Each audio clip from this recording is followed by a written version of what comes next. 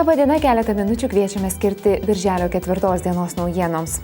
Lietuva pagal žmogaus socialinės raidos indeksą 2011 metais pasaulyje užėmė 40 vietą ir pirmą kartą istorijoje buvo priskirta prie itin aukšto socialinio lygio valstybių.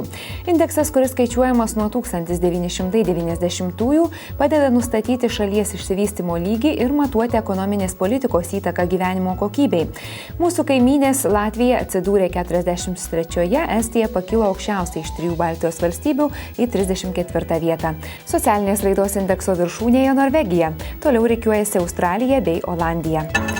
Savaitraščio Veidas užsakymo atlikta apklausa rodo, jog pusė didmiesčių gyventojų nepritarė naujos atominės elektrinės statybai.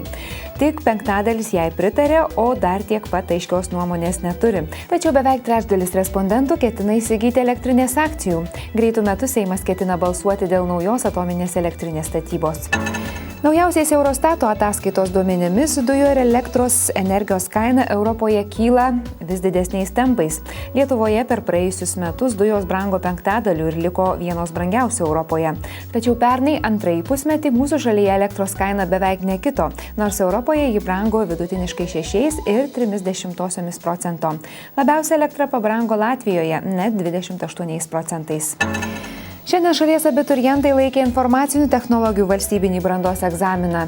Nacionalinis egzaminų centro duomenimis laikyti šį egzaminą rinkosi 2080 kandidatų.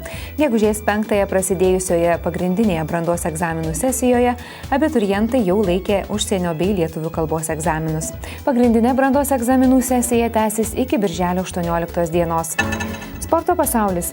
Belgijoje vykusiame Europos Kyokushin karate čempionate lietuviai iškovojo 8 medalius, iš jų net 5 aukso.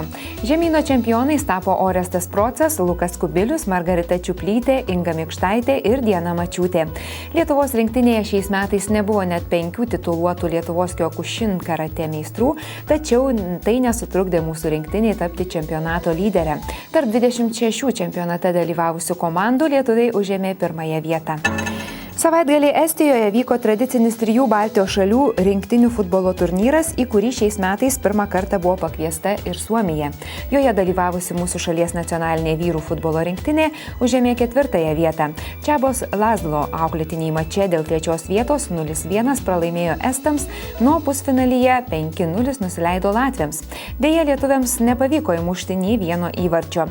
Turnyro nugalėtoja tapo Latvijos vyrų futbolo rinktinė. Nuo dabar peržvelkime orų prognozę. Sinoptikai praneša, jog ši savaitė bus dar vėsi, lietinga, tačiau dienomis truputėlį temperatūra kils, o dangoje vis dažniau pasirodys saulė. Šią naktį sulauksime 10 laipsnių šilumos, dieną sulauksime lietaus ir sostinėje tik 12-14 laipsnių šilumos. Tiek naujienų šiandien, ačiū Jums už dėmesį.